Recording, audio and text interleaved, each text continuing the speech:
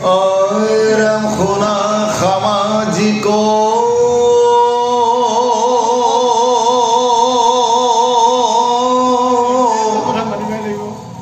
লোক একচিত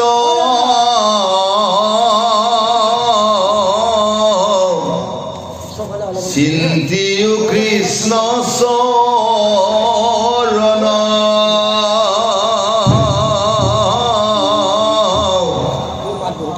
কৃষ্ণ বিনয়ান নাহি পৰিত্ৰাণ সংসাৰত একো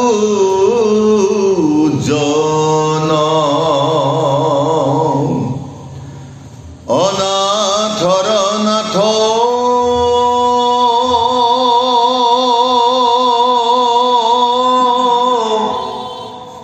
কৃষ্ণকে সাক্ষাৎ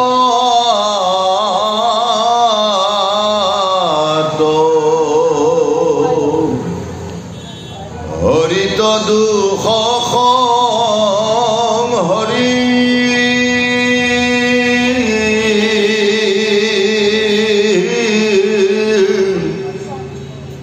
এক ভক্তি মনে ভজই যিটো জনে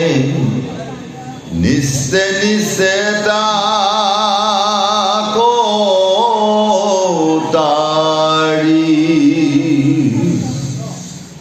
আৰাম নুবুজি দুৰ্জন জনে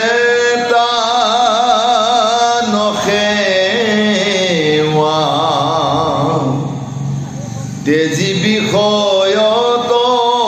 গহে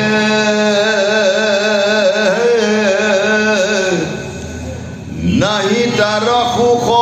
ৰাতি দিনে দুখ চিন্তায় হৃদয়ে দহে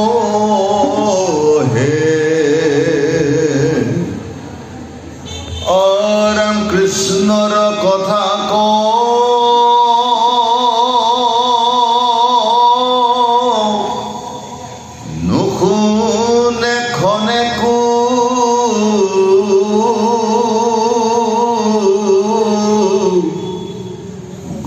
ধন জন মাত্ৰ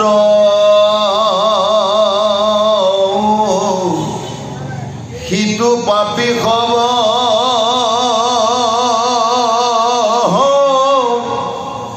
তাৰি বাক প্ৰতি মাধৱক কৰো গাত্ৰ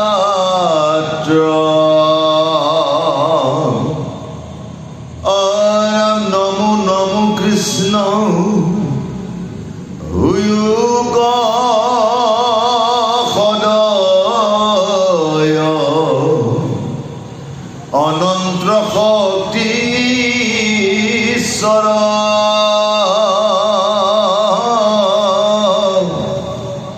তোমাৰ চৰিত্ৰ অমৃত শুনিতে মতি হোক জগত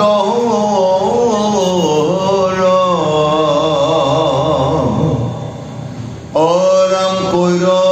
ধন জন ভাৰ্যা পুত্ৰ মিত্ৰ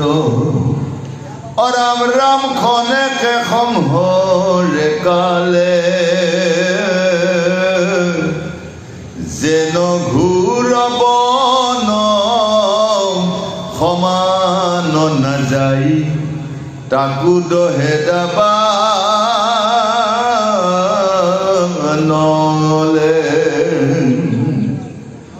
অৰামে হেন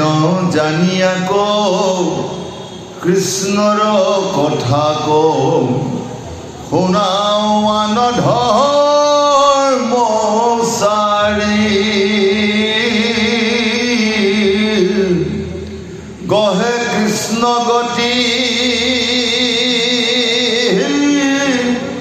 পৰম সুমতি শুনিও কৰ্ণ ভোগ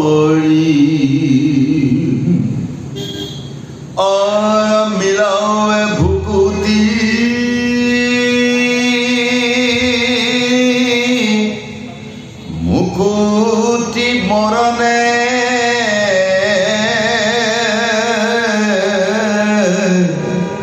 শ্ৰৱণে কৃষ্ণৰ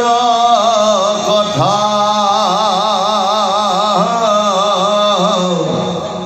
শুনিও অৱশ্যে ইহে ন মনুষ্য জন্ম নকৰিও বৃথা। जय श्री राम, जय श्री राधे राधे। परम श्रद्धा साधु सज्जन देवी आत्मा खबर युवती खबर श्रीचरण आम्ही भजन खरस्वती पुण्य আজি রাগ মহোৎসৱ যিসকল ভকত বৈষ্ণৱ আইমাতৃ যুৱক যুৱতীয়ে একত্ৰিত হৈ গুৰুজনা মহান গুণলীলা কথা শুনিবলৈ এক মনোভাৱে এক চিতে আজি এই মহান বৈকুণ্ঠপুৰীত বিদ্যমান বিৰাজমান হৈছে তেখেতসকলক পুনৰবাৰ আমি আভাজনে সেৱা জনাইছোঁ। আজি প্ৰভুজনাৰ কথা আলোচনা কৰিবলৈ যাওঁতে অবাঞ্ছিত স্বত্বেও ক'ৰবাত হয়তো আগপিছ হৈ যাব পাৰে, ভুলচুকি হৈ যাব পাৰে, তাৰ বাবেও আমি ক্ষমা বিচাৰিছোঁ। আৰু আমাৰ গুৰুজনাই ভোলাৰাম বাপজনাই বৰ্তমান আপোনালোকৰ ওচৰত সুন্দৰভাৱে মহান ভাগৱতৰ স্বয়ং শ্ৰীকৃষ্ণ লীলা মহোৎসৱ ইয়াৰ বিষয়ে আপোনালোকৰ ওচৰত সুন্দৰভাৱে বহলাই কৈছে। আপোনালোকে নিশ্চয় এইখন কথা জানে। আৰু এনেকৈ প্ৰতি বছৰে এনেকৈ প্ৰভুজনা মহোৎসৱ ৰাস এনেকৈ আহি থাকে। আমি এনেকৈ একত্ৰিত হৈ প্ৰভুজনাৰ কথা আলোচনা কৰি থাকিম। তথাপি যি অকণমান কথা আমি শুনিবলৈ আজি সকলোৱে একত্ৰিত হৈছোঁ, যাতে আমি এই কথাসমূহকে আমি দৃঢ়তাভাৱে এক ঠিক মনোভাৱ লৈ একান্তভাৱে শুনিলে যিকণ আমি পাহৰি যোৱা ঈশ্বৰৰ প্ৰতি যিকণ আমাৰ চৰিত্ৰ স্বভাৱ আছে সেইকণ যাতে আজিৰ পৰা সকলো শুদ্ধ হয় প্ৰভুজনাৰ শৰীৰত বিলীন হৈ যাব পাৰোঁ, এয়াই প্ৰাৰ্থনা। আহকচোন আমি প্ৰভুজনাৰ কথা আলোচনা কৰাৰ আগমুহূৰ্তত আমি এটি আৰতি দি আগবাঢ়িব বিচাৰিছোঁ। কিয়নো আৰতি আমি ৰাতিপুৱাৰ পৰা আৰতি গোৱা হোৱা নাই, গতিকে আমি ভাগৱত আৰম্ভ কৰাৰ মুহূৰ্ততে আৰতি আগবঢ়াই আলোচনা ओम जय जगदीश हरे स्वामी जय जगदीश हरे भक्ति जनों के संकट दास जनों अब गुण सन में दूर करेंगे। ओम जय जगदीश हरे जो धारे फल पावे दुख दिन से मन का स्वामी दुख दिन से मन का सुख संपत्ति घर आवे धन दौलत घर आवे कस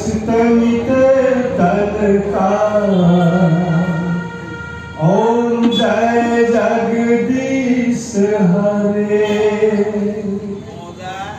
माता पिता तुम मेरे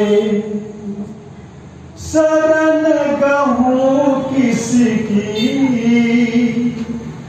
स्वामी शरण गहूँ किसकी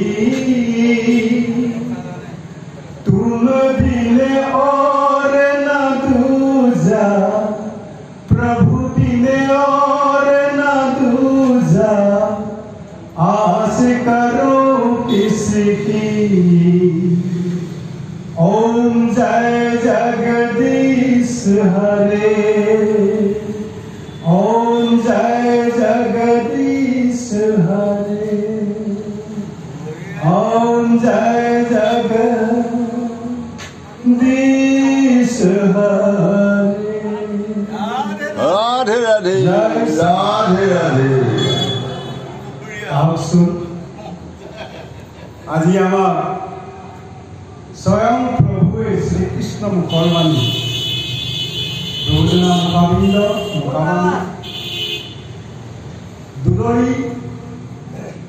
ছবি ক'বলৈ কি বিচাৰিছে আমি আলোচনা কৰোঁ কৈছে শুনা সামাজিক লোক একছে চিন্তিও কৃষ্ণ শৰণ কৃষ্ণ বিনে আন নাহি পৰিত্ৰাণ সংসাৰত একো জন হে লোকসকল সুন্দৰকৈ স্বয়ং কৃষ্ণই এই শ্লোকফাঁকিত বুজাই দিছে এই সংসাৰত কৈছে কৃষ্ণ নামৰ বিনে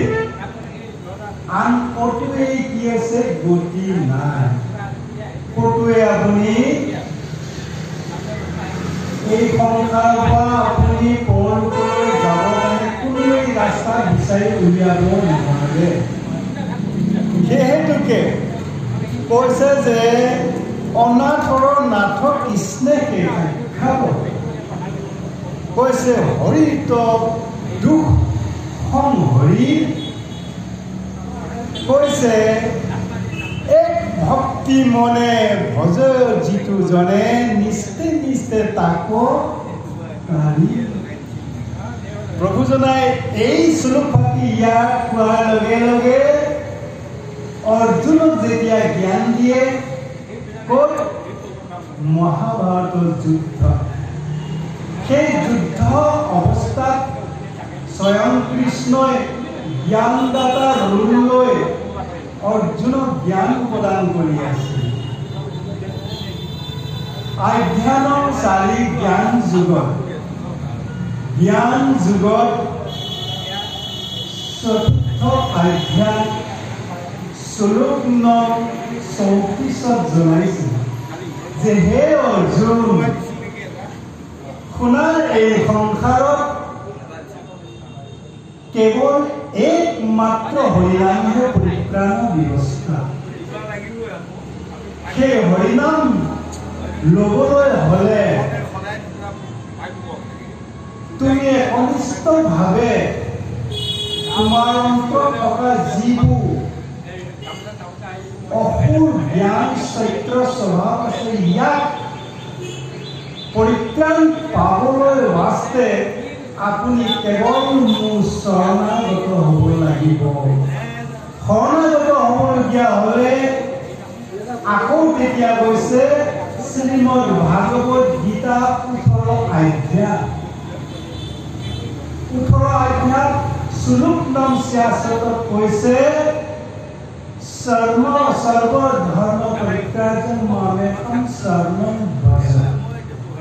তুমি সকলো ধৰ্ম ত্যাগ কৰি কেৱল মোৰ ওচৰলৈ চাপি আহা মই তোমাক ভক্তি কৰাৰ যিটো দিশ যিটো জ্ঞান সুন্দৰভাৱে বুজাই দিম আৰু এই জ্ঞানকণ তুমি উপলব্ধি কৰি অন্তৰংগে হৃদয়ত স্থাপনা দি তুমি যেতিয়া মোক চিন্তন কৰিবা দুনিয়াখনৰ ক্লেশৰ পৰা তুমি মুক্তি লাভ কৰিবলৈ পাৰিবা আৰু সেই মুক্তি লাভ কৰাৰ ফলত তুমি কি হ'বা এই সংসাৰৰ পৰা বিদায় লোৱাৰ পিছত পুনৰ এই সংসাৰত তুমি আহিব প্ৰয়োজন নাই। সেইকাৰণে সুন্দৰভাৱে বুজাইছে, নুবুজি দুৰ্জন জনে তান সেৱা কৈছে, তেজি বিষয়ত গঢ়ে নাহি তাৰ সুখ, ৰাত্ৰি দিনে দুখ চিন্তাই হৃদয়ে দহে। হে অৰ্জুন, তুমি জানি লোৱা, যিসকলে মোক চিনিবলৈ চেষ্টা নকৰে, অৰ্থাৎ মোক চিনি নেপায়, সেইসকলে সংসাৰৰ দুৰ্যোগত পৰি দুৰ্গতিত পৰি অধঃপতনলৈ যায়। সেই যুৱতীয়ে পুনৰ পুনৰ এই সংসাৰত পুনৰ জন্ম লৈ কি হয়, অধোগতি যায়। গতিকে তাৰ পৰা যিটো পৰিত্ৰাণৰ ব্যৱস্থা, সেই ব্যৱস্থাখিনি মই তোমাক কৈ আছো। এই কথাখন তুমি জানি যদি এক মনোভাৱে ভক্তি কৰা, তেতিয়াহ'লে তুমি এই সংসাৰৰ পৰা সুন্দৰভাৱে গুচি যোৱাৰ পিছত পুনৰ আহিব নেলাগে। এনেকৈ বুজাইছে। পিছৰ পদত কৈছে যে নমো নমো কৃষ্ণ হৰিক হৃদয় অনন্ত শক্তি ঈশ্বৰ তোমাৰ চৰিত্ৰ অমিত শুনিতে কৈছে মতি হৌক জগত। সেইকাৰণে কৈছে যে অৰ্জুন, তুমি জানি লোৱা, প্ৰথম শ্লোকটোৱে হৈছে ওম ওম নমো নমো নমো নমো ওম নমো নমো। প্ৰথম শ্লোকটোৱে মোৰ অক্ষৰ। সেই অক্ষৰটো যদি বিস্তাৰিত হিচাপে জানি লোৱা, তেতিয়াহ'লে বৃহৎ তুমি মোক জানিব পাৰিবা। যদি তুমি নমো শব্দক নাজানা, ওম শব্দক নাজানা, তেতিয়াহ'লে তুমি মোক কেনেকৈ জানিবা? তুমি মোক জানিব নোৱাৰিবা। সেইকাৰণে কৈছে যে কৰ ধন জন ভাগ্য পুত্ৰ মিত্ৰ ক্ষণেকে সংহৰে কালে। কৈছে যেন ঘূৰ বন সমান নাযায় কটুদহে দন নলে। গতিকে তুমি সেই অক্ষৰ নেজানিবা, মোক নেচিনিবা, তাৰ ফলটো কি হ'ব? কালে লম্ভিব। কালৰ সন্মুখীন কৰিব লাগিব। কালৰ সন্মুখীনৰ পৰা তুমি পৰিত্ৰাণ পাব নোৱাৰিবা। গতিকে মই তোমাক এইখন কথা বুজাই কৈছো। সুন্দৰভাৱে বুজাইছে। শেষৰ পদত কৈছে যে হেন জানি আকৌ কৃষ্ণ কথাব শুনা আন ধৰ্মচাৰী। সেইকাৰণে সৰ্বধৰ্ম পৰিত্যাজ্য মামেকম শৰণম ব্ৰজ। গতিকে তুমি জানি বুজি বাকী ধৰ্মৰ পৰা পৰিত্ৰাণ কৰা। মামেকম শৰণম ব্ৰজ, মোৰ ওচৰত চাপি অহা। কৈছে কহে কৃষ্ণ গতি পৰম সুমতি। মই তোমাক দৃঢ়তাই সুমতিয়ে তোমাক কেনেকৈ চলিব লাগে তাইহে তোমাক মই পাঠ পঢ়াম। সুমতি শুনিও কৰ্ণ ভৰি তুমি শুনিবা, সুদৃঢ়তাই সুপথ তোমাক মই বুজাই কম। কৈছে মিলাবে ভুকুতি মুকুতি মৰমে শ্ৰৱণে কৃষ্ণ কথা। কৈছে শুনিও অৱশ্যে ইহনে মনুষ্য জন্ম নকৰি মিঠা। গতিকে অৰ্জুনৰ পৰা চলে সমস্ত জগতবাসীসকলক ক'ব লৈছে যে সেই লোকসকল, মই সেই মহাভাৰতৰ সময়ত অৰ্জুনক জ্ঞান দিছিলোঁ, কিন্তু আজি এই মহান ভাগৱতত মই খুদ নিজে মই ইয়াত সমবেত হৈ জগত নিবাসীক মই জ্ঞান দিছোঁ যে শুনিও অৱশ্যে ইহনো মনুষ্য সেই লোকসকল আপোনালোকে এই জনমটোক বৃথা নকৰিব। যদি বৃথা কৰে তেতিয়াহ'লে পুনৰ এই জীৱনটোক আপোনাৰ বাবে আকৌ জনম লৈ পুনৰ এই জীৱনটোক শুদ্ধ কৰি আপোনালোকে কৰি নাথাকিব। যদি তেনে চিন্তা কৰি আছে তেতিয়াহ'লে পুনৰ জনক আপুনি ল'ব মনুষ্য কি নল'ব সেই কথাটা কেৱল কোনে জানিব? প্ৰভুজনাই কৈছে মই জানো, কালিয়ে জানো। তুমি যদি কালৰ তুল্য কৰ্ম কৰিছা, কালৰ হাতত তুমি অধপতন যাব লাগিব। যদি মোৰ তুল্য কৰ্ম কৰিছা তেতিয়াহ'লে তুমি মোৰ ওচৰত আহিলে মই তোমাৰ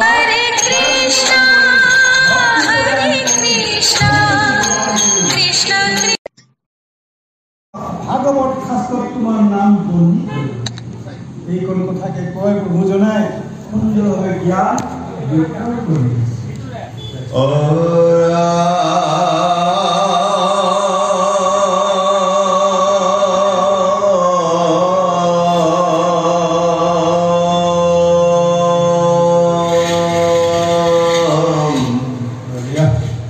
নমো নমো কৃষ্ণ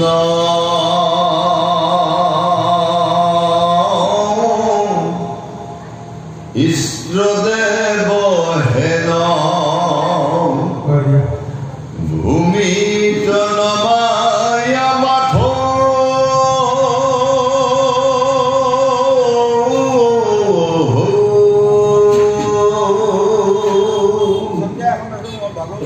বড়ো মিনতি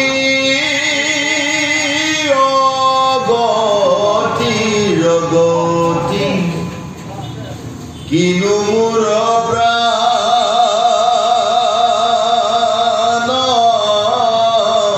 প্রাণনাথ তুমি কে পরম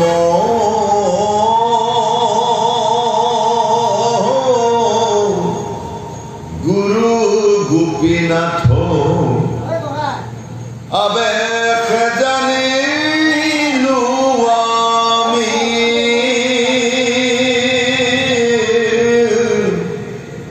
তুমি প্রিয় আত্মা তথাপি নভজু কিনু মই অধুগামী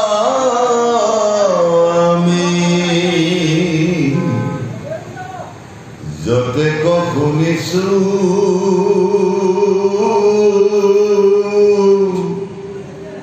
ইয়াত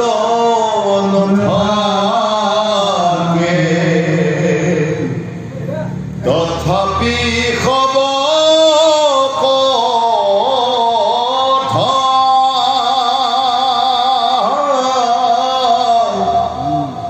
মই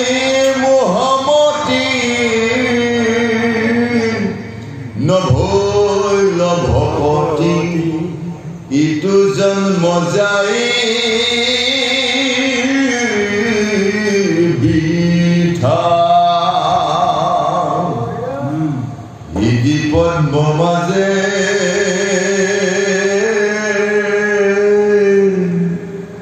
আসাহা মাধৱ বান্ধৱ প্ৰভু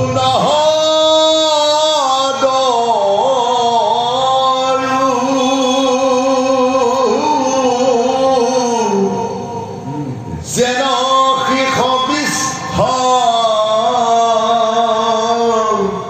বিষয়ৰ চেষ্টা তাকে সেয়া চৰি মৰু হৰিও। বহুত সুন্দৰ কথা এতিয়া কৈছে চাওকচোন কি বুলি ক'লে ইয়াত কৈছে যে হে অৰ্জুন আচল দ্ৰব্যক নিচিনি লোকসকলে কি হয়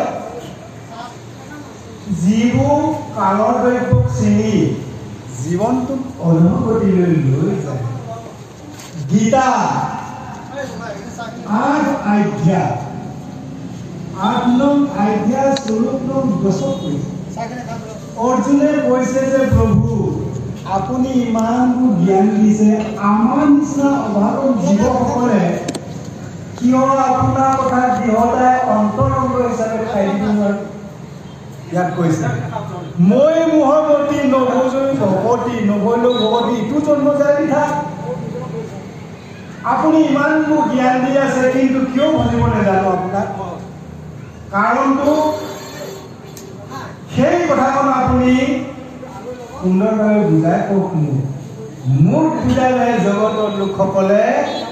বুজি পায়। গতিকে কৈছে যে হৃদি পদ্ম মাজে আশা মাধৱ তুমি জ্ঞান দি আছা মোক মই সকলোবোৰ জীৱ ঘটে ঘটে ঘটে ঘটে বিদ্যমান হৈ আছো কিন্তু আপুনি থকা স্থলতো আপোনাৰ জ্ঞানখন কিয় হৰণ হৈ থাকে অৰ্জুনে সুধি আছে সেইকণ কথা আজি এই কথাখন যে কৈ আছে শ্ৰীমদ ভাগৱত অষ্টম অধ্যায় 7 নং শ্লোকৰ 15লৈ এইকণ কথা চলি আছে ভকতিৰ মাজৰ কথা এজন ঈশ্বৰে এজন ভকতক জ্ঞান প্ৰদান কৰি আছে সেই ভকতজনে জ্ঞান প্ৰভুৰ পৰা আশ্ৰয় কৰিছে কিন্তু ব্যক্তিগত হিচাপে সমস্ত জগতৰ কাৰণে কি কৰি আছে প্ৰশ্ন কৰি আছে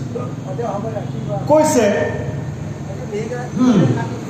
হৃদি পদ্ম মাজে আশা মাধৱ বান্ধৱ প্ৰভু নাৰদ কিয় সাদৰি ল'ব নোৱাৰো আপুনি মোক জীৱসকলক হৃদয় পদ্মত যদি বিদ্যমান হৈ আছে কিয় সাদৰি ল'ব নোৱাৰো নাৰদো লিখা আছে সাদৰিব কিয় নোৱাৰো যেন শিখ বিস্তা বিষয় চেষ্টা তাকে সেহে আচৰি মৰো তাৰ মানে অৰ্থটো হ'ল বুজি পাইছো প্ৰভু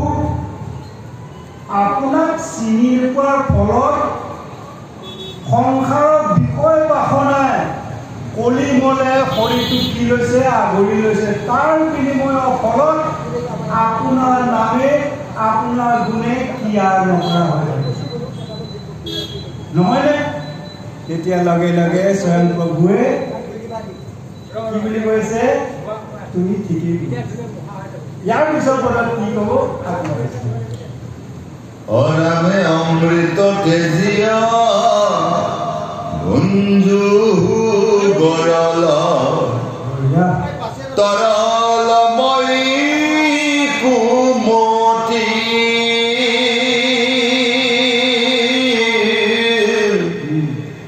লগায়ু চেতন গৰুৰ কেতন তুমি বিনে নাহি গতি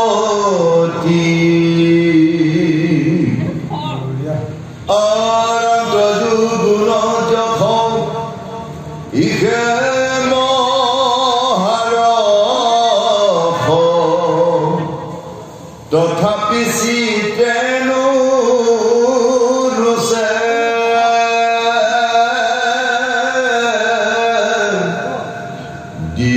সুপথ মিছা মনোৰথ কিমতে মন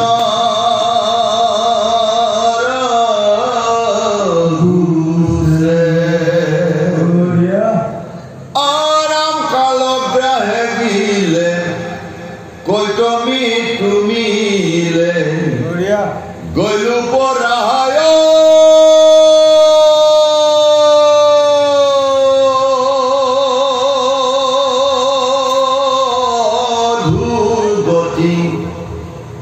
দেহু এহু দান নবান সুহুৱান শৰণ পক্ষী সম্প্ৰতি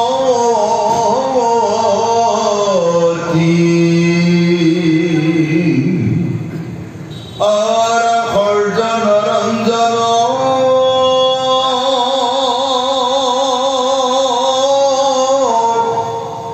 দেৱ নিৰঞ্জন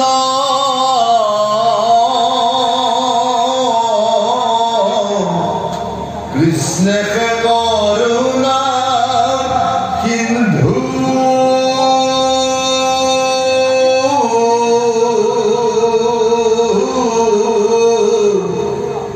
গুণী চোৱা মনে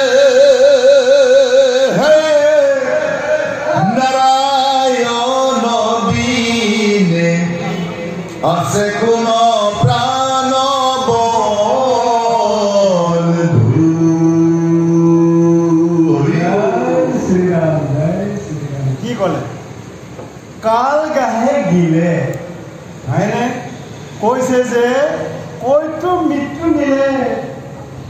কাৰণে মাধৱ গুৰুজনাই এটি ঘোষা লিখি লৈ গৈছে এই মনুষ্য লোকসকলক কি কৈছে যে মনুষ্য শৰীৰ কালয়ধীন দিনে দেহা আয়ু হৰে হেনয় কালক হেলাত এৰুৱা হৰি নাম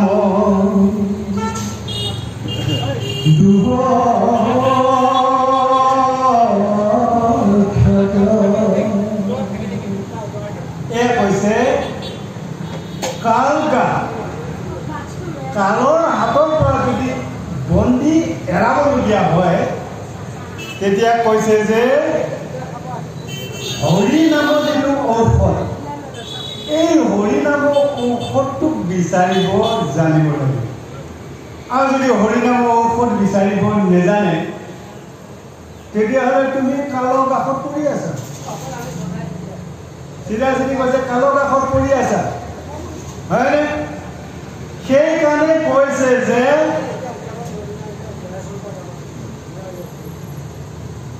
যে গীতা আধ্যায় 4 শ্লোক নং 6 নোট কৰিব আপোনালোকে মই এখন গীতাৰ পৰা টানিবলৈ পঢ়িবলৈ খুব নাপাব শাস্ত্ৰৰ উত্তম গীতা ভাগৱত ধৰ্মৰ উত্তম নাম শাস্ত্ৰৰ ভিতৰত উত্তম হৈছে গীতা ভাগৱত ইয়াতকৈ এইবোৰ হৈছে মহান পুৰাণ মহাপুৰাণ শ্ৰীমদ ভাগৱত এই ভাগৱত হৈছে মহাপুৰাণ ইয়াতকৈ উত্তম শাস্ত্ৰখন হৈছে গীতা ভাগৱত স্বয়ং কৃষ্ণ মুখবাণী তাত কি হৈ আছে সন্নিৱিষ্ট হৈ আছে তাৰ পৰাহে এইবোৰ গতিকে সেইকাৰণে গীতাৰ যিটো বাণী সেইটো শুদ্ধ বাণী তাত আপুনি ঘোষাও সোমাব নোৱাৰে তাত আপুনি অন্য শ্লোকো তাত সংযোগ কৰিব নোৱাৰে কিয় নোৱাৰে স্বয়ং কৃষ্ণ বাণী তাত সোমাই আছে সেইকাৰণে কৈছে জ্ঞান যুগত আধ্যায় 4 শ্লোক 6 কৈছে হে এই লোকসকলে পৃথিৱীত থকা লোকসকলে মায়া ঈশ্বৰ তৰণ এই বস্তুটো অনুভৱ কৰি উলিয়াব নাজানা ফলত এই জীৱসকলে কি হৈ থাকে অধুগুটি গৈ থাকে কালৰ মুখত কালৰ কাষত পৰি অধপতন গৈ থাকে সেই কাৰণে মই অৰ্জুন দেখো যে পৃথিৱীখনত ধৰ্ম ক্ষতিগ্ৰস্ত হৈছে এতিয়া পুনৰ মই তেতিয়া আকৌ কি কৰিবলগীয়া হয় পৃথিৱীখনত আহিবলগীয়া বাধ্য হৈ পৰিম কিয় বাধ্য হৈ পৰো জানানে এতিয়া ধৰ্ম নষ্ট হ'ল মোৰ নাম নাইকিয়া হ'ল ঈশ্বৰক চিনিব নোৱাৰা হ'ল সেইকাৰণে আহিবলগীয়া বাধ্য হৈ পৰো তেতিয়া লগে লগে কৈছে গৈ গীতা অধ্যায় 4